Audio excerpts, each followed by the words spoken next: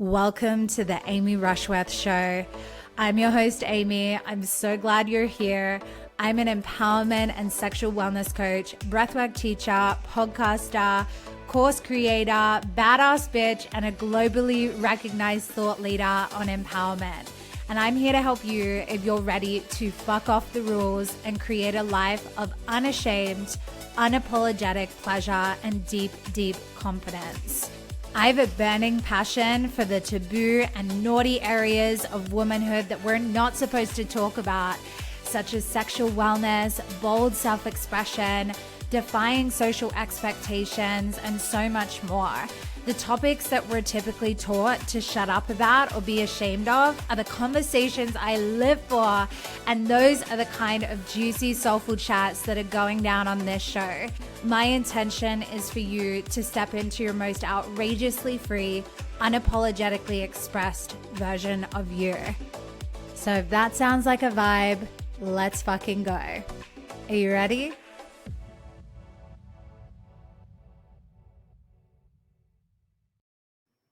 Hey everyone, welcome back to the Amy Rushworth Show. I have a fucking raging cold, but I'm not rescheduling this interview because I've been excited about it for weeks. I am joined by one of my really good friends, Tara, and we are going to talk all about astrology and how to really specifically use it to empower your business, your expression. And yeah, I want to talk about things in a really explicit way so that you're left with really tangible takeaways that you can implement in your business to become a more rich and successful, abundant bad bitch. So welcome, babe. How are you? I'm doing so good. I'm so excited to be here. I'm like, Yay. yeah, we've been talking about doing this for a while. We've been chatting back and forth at this time, and you and I are homies in different time zones. I'm like, this is 10:20 p.m. Hawaii time, and you're 9 a.m., I think, Yeah. Spanish time. But yeah, this is the time of day that you and I just go off about charts. So we'll be messaging across the world, and we're like, let's make this into a podcast. Let's chat. Yeah, I'm so excited. And I know that we've got lots to get into. Do you want to just quickly introduce yourself, babe, so people know who they're listening to? Totally. So, my name is Tara. I'm a mystic. I'm a coach. I'm an artist. I'm a writer. I'm a hardcore meditator, dancer, all of the things. And I really love to support people in awakening through the lens of the planets using astrology, human design, the Akashic records. And Amy and I met through an amazing business mastermind, and we've continued to be friends and just excited to just keep chatting and sharing more of about how to be unapologetically expressed within our business and life. Amazing. So excited for this. I have all the questions. So I know that you have I was going to say a fetish for the moon, a passion for the moon, and how we can use it in our business. So how would you recommend that people who are new to implementing and integrating astrology with biz, how do they start working with the moon? Because I know that you were saying to me just before that a lot of people, myself included, we would use the new moon and the full moon as these like anchor points in the month and in the lunar cycle. But that's like I think you said it's a fingernail on an entire body. Like it's a tiny little sliver of the potential of what we can do. So how would you recommend people start implementing that in a deeper way? Yeah, so it is a moon fetish, and I would like to say that the moon is the gateway drug to all of the other planets, but it is a very fascinating one because she is moving so quickly throughout every single person's chart. Every single person has 12 houses, 12 signs, and she is illuminating every single sign every 2 to 3 days, lighting up different sectors of your life. And this moon is the subconscious. So it's access into deeper realms of self that is always present, but we're not always aware of. In the way that, if you've ever like gotten a psychic reading or have been developing your psychic abilities, as soon as you name an energy that's there, whether like it's, I'm just going to go ahead and go really deep, whether it's a spirit or if it's like just an energy that you feel in the room, the moment you name it, it intensifies. And the same with the moon. You can look at your chart and see what the moon is doing and say, oh my gosh, it's going through my 11th house of money and community. And this is why I'm freaking making so much money the past 2 days. And things within my community are up in my face right now. So it's a way for us to illuminate the what's typically not seen.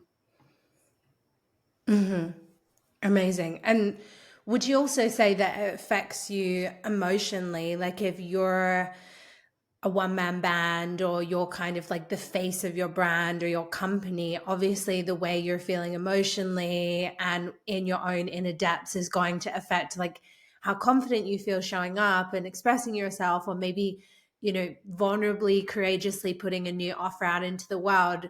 How would you recommend using the moon as like a litmus test for that? Like whether we were talking about maybe exploring, you know, when's the time to create an offering versus when's the time to lay low, and how to use the moon to discern that.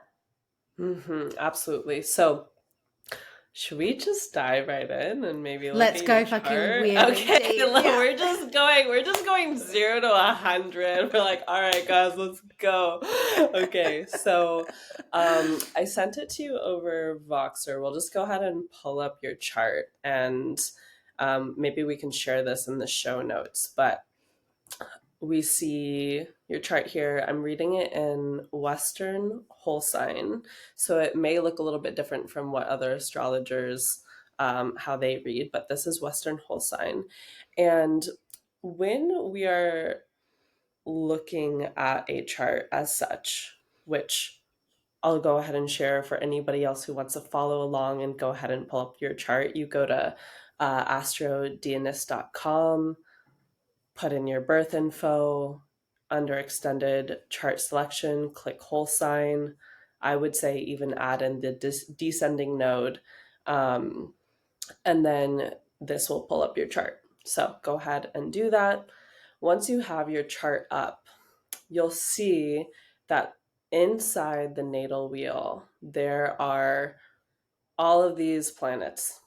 And you'll see these signs: Sun, Jupiter, and in your first house, we see Mercury right on the ascendant. We see Venus retrograde right on the ascendant. We see Mars in the first house. So, all in the sign of Virgo, which shows me that when the moon is going through your first house, this is a time for you, Amy, to be unapologetically speaking about the ways that you love unconventionally around the things that you're thinking about. And it's for you to do it in this like very bold way because Mars is there. So any single time the moon enters into Virgo, this is for you. This is time for you to show up online and be talking about all of these different pieces: love, boldness, being your unapologetic self. Any single time the moon is in Virgo. However, if we look at your chart, your second house is pretty chill. There's not that much going on. There's not too many personal planets. This is a day to just kind of like, I would say, lay low. Like I would be like, okay, I'm gonna just like take 2 days off of social media.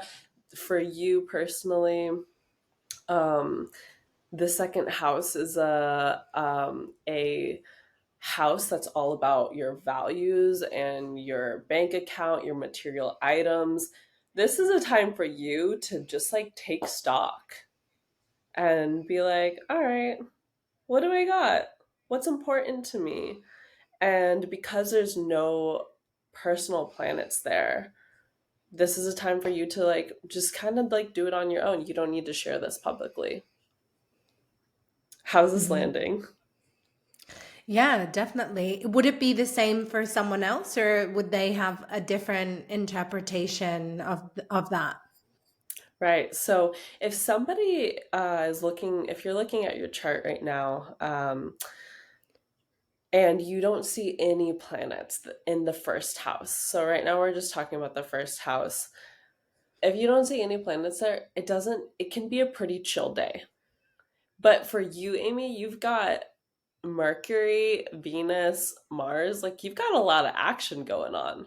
So this is a time where like you are naturally very lit up. But your Yeah. second house doesn't have any planets. If somebody had planets in their second house, aka I've got my sun and my retrograded Venus in the second house, this is a day where I am like talking about the things that I find valuable. I'm talking to other women about unconventional love. I am like expressing myself because of those planets there. So, yes, every single person is different with where the moon's at and what is there and what they should talk about. If you see on your chart, and again we'll share this in the show notes, the moon currently for you, do you happen to see where it is on the outer green transit thing? I'm here for it. She's here So for it. tell me where it is. Okay, Tell me where it is. so on the outside rim, we have these green planets. Those are the current transits.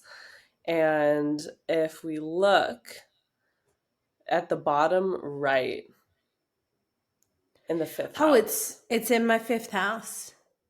Right now it's transiting your fifth house. There's so much going on in that fifth house for me. There is so much going on in that fifth house. So much, There's which a is so party in there. exciting. Like your fifth house is joy and creativity and what you're here to give birth to. And for you, you've got mystical placements there. You've got Neptune, you've got Uranus, and your North Node, which shows me you're here to give birth to very eclectic and mystical, novel things, whether it's within your business or any creative project that you're working on within your life, maybe a baby. You're giving me an all-knowing look. I'm not saying anything. Amazing. So for someone who is like listening and thinking about, okay, how do they apply it to their chart? They're looking at where their moon is transiting on their chart, right? So they're using transits rather than looking up like, oh, the moon is in this sign today. Right. So the transits are where the moon is. So, for example, for you, the moon is transiting Capricorn. And that's where it's at for everybody right now. The moon is transiting Capricorn at this very moment. So, Capricorn for you is your fifth house. Capricorn for me is my 11th house. Capricorn for somebody with a Capricorn rising is their first house. So many people like oftentimes are like, oh, the moon is in Capricorn, and they're associating it with a flavor of a sign. But what I'm here to share with everyone is the house is so much more deep and important and specific than the sign itself. So right now for you, it's like, yeah, for everybody, it's Yeah. transiting Capricorn. But for you in this moment, it's transiting the fifth house where you've got Neptune and Uranus in the North Node there. So right now it's this question of like, what are you birthing? What kind of legacy are you birthing for So yourself? many things. Right?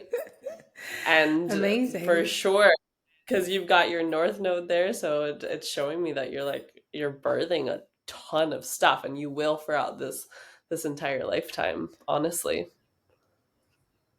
Amazing. That's so cool. And I also found this thing of what you're saying of like how the house takes everything like up a notch or to like way greater depths when I started exploring Chiron. So I always knew my Chiron's in Leo, but when I Hmm. found out where it was in terms of the house, that's when I was like, oh shit, it's not just like you said, this vague flavor of like wounds around talent and self expression and whatnot.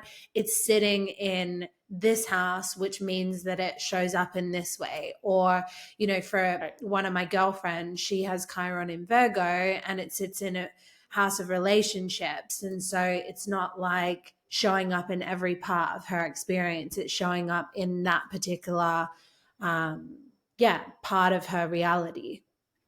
Exactly, exactly, exactly. Like you and I both have Chiron in Leo. So there is this part where both of us share this healing around expression. However, yours is in your 12th house and mine is in my 6th house. The 12th house is the house of God and the unseen and the subconscious and beyond the veil. So for you, Chiron in the 12th house is actually this deep healing with God. Yeah. Yeah. I mean, I also heard the 12th house can be related to mental illness or like struggles with that. And my spiritual awakening began with a PTSD diagnosis and suicidal ideation, and Hmm. reinventing myself from that place, reinventing uh, who I was, my identity, coming back to God, because I was very like in conversations with God as a little girl and Hmm. then lost that. And then it was like when I'm on my knees at rock bottom that I find God again and start rebuilding from there. So it really resonates that wound sits in that house for me. And it Hmm. sort of like reminds me there can be this fine line between being like almost mentally unwell and psychic. It's like there's not that many degrees of separation between these two. And I think a lot of light workers have also experienced that of like being mentally at rock bottom and then that's where they find their gifts. Right. Absolutely. Absolutely. Yep. Yeah. Yep. Yep. What's so cool though is that you have your Jupiter in your 12th house too. So there's like, even though you're like, oh my God, I'm at my rock bottom, you're like, I'm also strangely being blessed by this. Yeah. I'm still a And lucky that bitch, even at my worst. exactly, exactly. Yeah. So let's say someone's looking at their chart listing and they're like, okay, I want to know when's a good time, a lucky time, an ideal time to create or launch an offering versus laying low. What are they Hmm. looking for? Because I reckon one of the biggest pain points that a lot of spiritual entrepreneurs have is kind of distinguishing between the voice inside, the intuition that's like, it's go time. This is a message from God. It's time to put this out there versus like, is that really that voice or is that fear or ego? So, can the chart Hmm. illuminate that clarity for us? 100%. 100%. So when the moon is transiting, and the moon will be green on the outer rim of the chart, when the moon is going over let's say Jupiter. That is a great time to post. When the moon is going over Venus, when the moon is going over the sun. And I would even say the moon in general going over these personal planets can even give theme to what you get to speak about. So, right now, for you, the moon going over your fifth house, the house of creation, this is a great time for you to speak to your audience about all of the different things that you're creating, whatever's happening in your personal life, whatever is, happening within your business, just speak about it. um Good times to lay low is when the moon is transiting houses that are empty. So we'll see in your seventh house, it's open, so I wouldn't like be super out there that day. Your eighth house doesn't have any placements, there's no Aries placements there.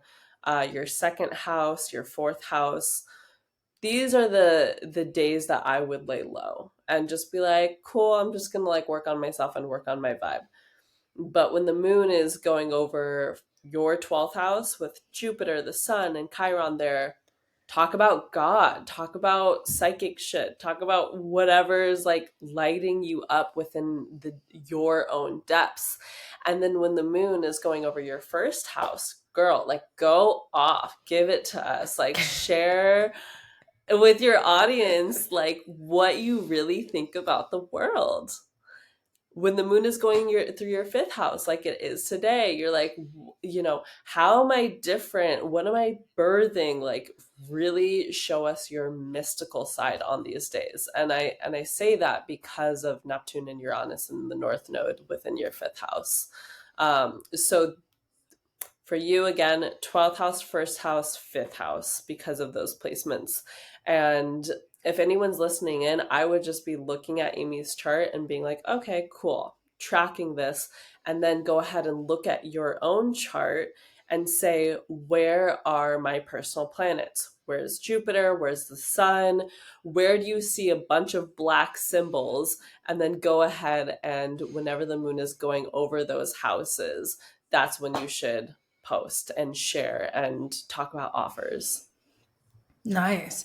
It feels very efficient to me because you can like plan things, or it just kind of gives you that insight of how to be the most potent and impactful. Because I think there's nothing worse than when you're super excited about something you're creating and you put it out and no one recognizes you. I mean, like I'm a projector, so that makes me so bitter. And Yeah.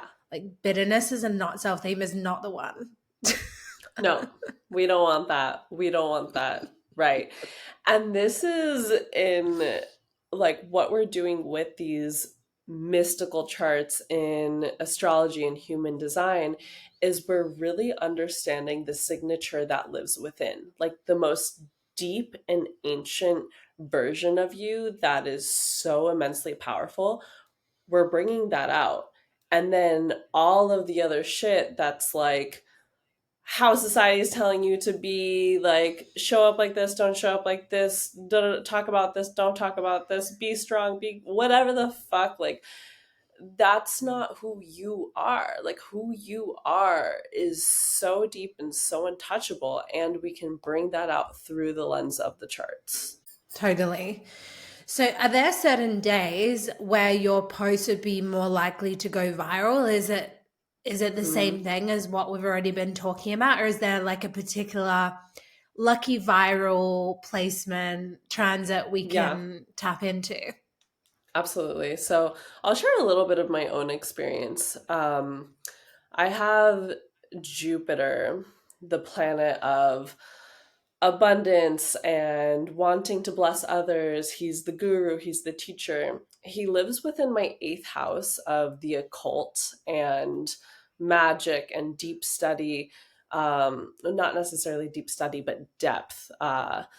And whenever the moon goes over my Jupiter house, any single thing I post on that day always goes viral. And I'm just like, it's kind of just becoming a joke to me now, where I'm like, okay, cool. Like, do I feel like going viral this month, like with this post? And specifically, if I talk about topics that relate to that sign, Jupiter. So for you, I would say when the moon goes over your Jupiter in the 12th house and go off about like go off about God and go about off about like the relationship that you've healed with God, go off about what you're seeing that other people are not seeing. This is the 12th house of the unseen. Talk about like the far off places that you've been within your psyche, because again, 12th house is very far away things internally and also externally. And so when you talk about these things and it goes over your Jupiter, that will be great. Also, same again too, when it's going over your ascendant, you have such a unique ascendant with Venus and Mercury conjunct your ascendant and a Venus retrograde. Like, yeah, shit will probably go viral if you hone in on these specific topics around love and communication and like loving it in unconventional ways.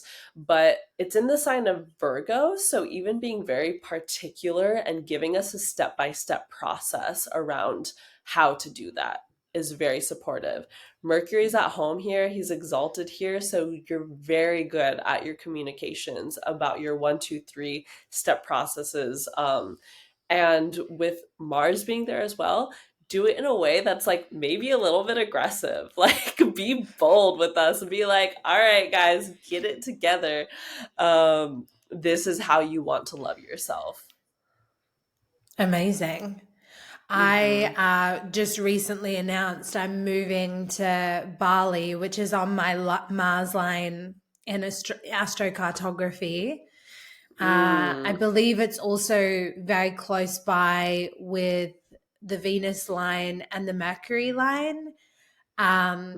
So that feels, if I'm correct, or seems like it's going to be a really unapologetic place for me to be.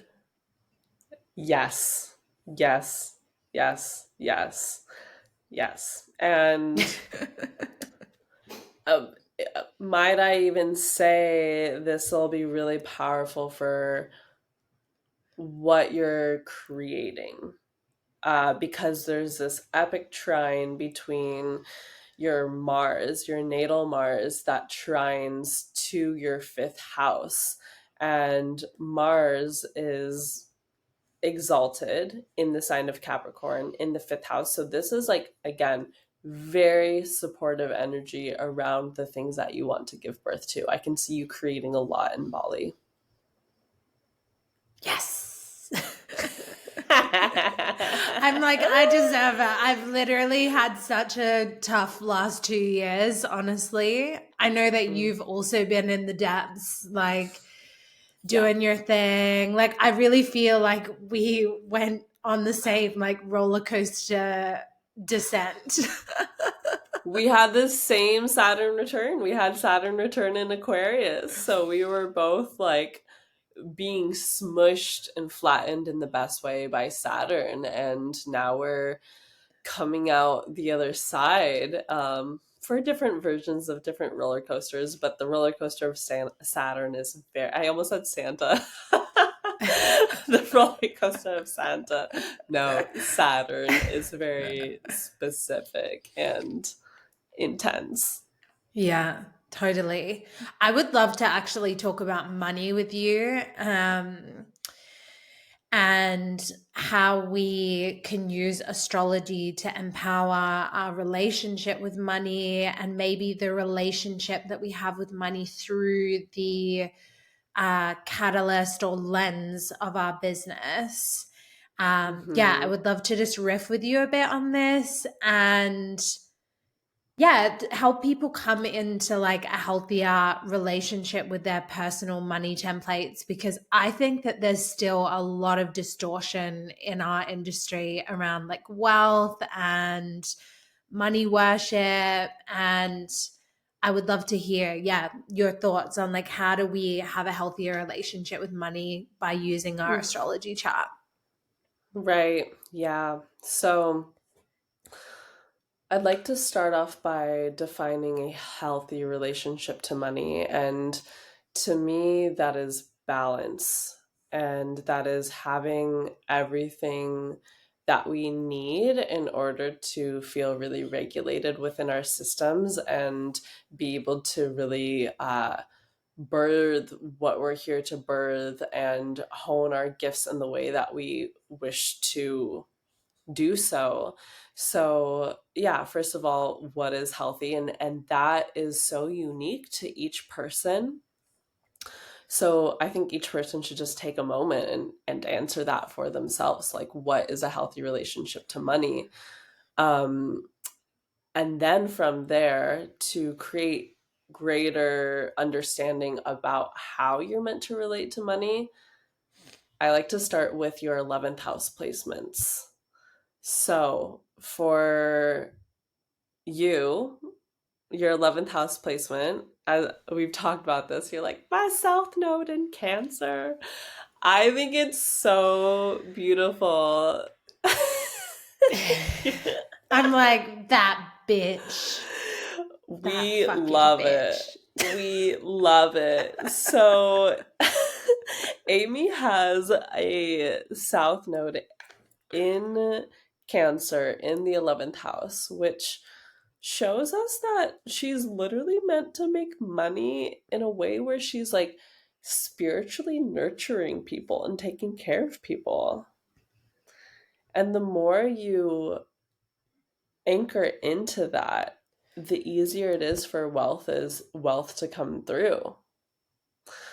So I think that this is so special, and yeah, getting to care about the people that you love. Every single person has a different 11th house placement. For myself, as an example, I have Uranus and Neptune in the 11th house. So I actually make money when I talk more about mystical things and very far off, unconventional things. And it helps connect me to people, because the 11th house is also people, connects me to people who are magical and mystical. And money, as we know, comes from other people. So by being connected to the right people, you are able to open up money within your chart through the 11th house. As far as having money, holding money, we want to look at your second house, which is value, your bank account, your material items. We see for you, Amy, you don't have any planets there. However, we like to look at what the Lord of that sign is doing. So Libra is ruled by Venus, and Venus is retrograde right on your ascendant. So you hold value in yourself. You naturally have a sense of self-worth, and again, because it's retrograde, it's unconventional, and it also retrogrades intensifies it. So you're very like, this looks different, but what I hold value in is me, motherfuckers. You're like, I am the prize, I am the treasure. Anyone who knows me is just laughing their ass off. LMAO. LMAO for sure. And again, every single person has different second house placements. Go ahead and look at it for you, see what planets are there. It shows you how you hold your wealth. And then as far as other wealth channels, it's great to look at the eighth house and seeing what the eighth house is is inheritance. And if you don't have any personal planets there, we like to, again, look at what the ruler's doing, which we did in the second house. So for you, your eighth house, the ruler is Mars, and it's living, again, in your first house. So you're like, I am the inheritance. So funny. Yeah.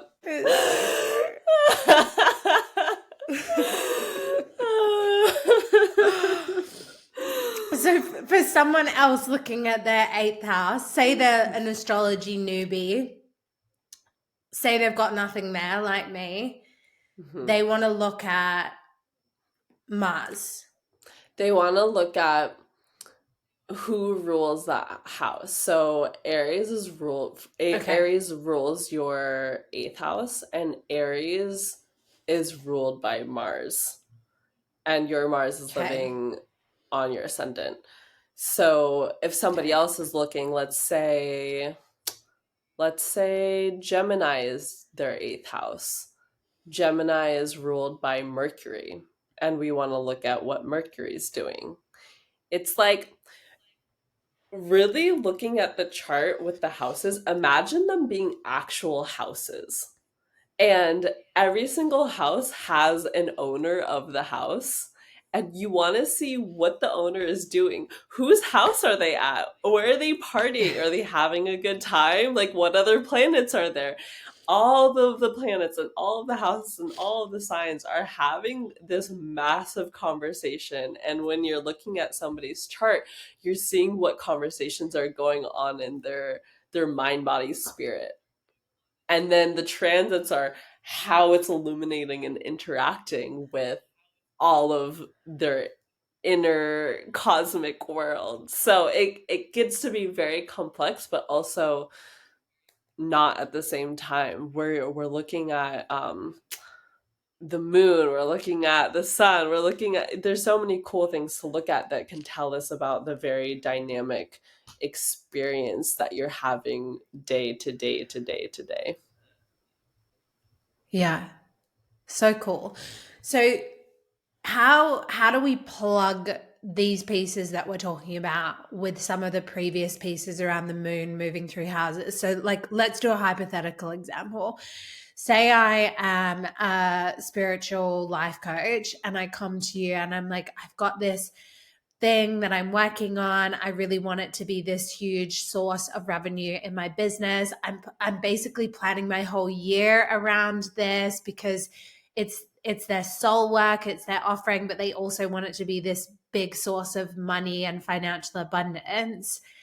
What are we looking for there? Are we looking at the moon in conjunction with these houses, the 11th, 8th, and 2nd? And like, how do we break that down simply for someone? Totally. So if you're like, okay, I want to launch this offer and I'm going to be talking about it on these certain days, we want to be looking at where the personal, we want to be looking at the 11th house. If there's any, major planets there, you want to talk about when the moon, or like whenever the moon is crossing over Jupiter, that's a really good time to talk about your offerings. Whenever the moon is crossing over Venus or Uranus or Neptune, I would say look at the personal planets and just kind of see where the moon is crossing over these more major planets within, not, and they're all major, but like really significant planets, aka Sun, Jupiter, Venus, Uranus, Neptune. Those are some really cool ones to work with as far as like, where's the moon at? Is this a good time for me to talk about it? Cool. And could you also like travel to those places to launch? Because I know loads of the coach girlies love to like launch and travel, you know, they go to like a really beautiful place, like a beautiful hotel and launch. Could you also include that for like extra potency? Like, I'm going to go to my Jupiter line or I'm going to go to this line. You totally can. You absolutely can. I mean, why not? But really I think those more specific questions of like, should I go and do an epic launch somewhere beautiful? You feel that within your own resonance of your soul, right? And that tunes back into human design. What's your strategy? What's your authority? And following that first. Yeah, that makes total sense. So, one last thing I want to touch on, because, I'm always talking about being unapologetic and bringing out the unapologetic flavors of the women that I work with. I know that astrology for me and for many others can just be this incredible permission slip. Same with human design. What would you say is like one of the most powerful ways that we can actually use our natal chart to become a more unapologetic self? Like, is there a particular thing to look at, or is it more just like continuously diving in to discover those deeper layers of your true self? Quite bluntly, work with an astrologer. Mhm. Get a good reading to understand who you are through the lens of your chart. And then once you have a pretty good grasp on it, allow yourself to contemplate these pieces more deeply around, okay, this is my Saturn and this is how I show up in structure and discipline, but this is my Venus and this is how I love, and this is my Sun, this is how I express myself, and be in this constant contemplation around how you have so many different pieces of self. And this is where Yeah. I see the unapologetic nature coming in, which is, I have a freaking cold, like you were saying. You're like, I don't give a fuck. I have a cold and I'm still showing up for my podcast, right? It's the both, and it's the like, okay, I'm going through such a massive expansion and I'm also freaking having a moment behind the scenes where I'm crying. So letting ourselves have so many different pieces of ourselves always be present, and that's what the chart really shows us as well. We're not supposed to be this one perfect box of a human, where we are very dynamic and changing all of the time, day to day, just in the same way the moon is constantly moving. There's different pieces of us that are constantly being illuminated, and to be in deeper contemplation of self via mystical study and having epic guides to support us in that. I love that. I think that's such a big pain point for so many women, definitely like the community that I have, and the reflections that I get as a projector as well. I'm always looking for these themes of like, what are people saying that I'm giving them permission to do, or what are they reflecting to me? And I think one of the big ones is like permission to be all the different contradictory facets of who you are. Even take me for example, like I'm super bougie and I love makeup and beauty appointments and all the basic bitch shit. And, getting my nails done brings me deep internal joy, Yes. truly. But then I'll Yes. also, be at the mushroom ceremony with my little Chanel bag on my shoulder. And then I'll like be having a conversation with God, or like I'm moving to Bali because a fucking frog fell on my head, which was a sign from the universe about something. So it's like, I think a pain point for so many people, because they think, oh, I have to be this. I have to be this way if I'm spiritual, and I can't like these things. Or I have to be this way all the time, but I actually have these deep, like hidden other parts of me. And I really feel like what you were speaking to is that astrology like allows us to compassionately and powerfully hold the nuance of who we are, and like the contradictions of who we are. Absolutely. Exactly. And to see how multifaceted we are. And I mean, I think this is something that you and I just deeply relate on. We're, like,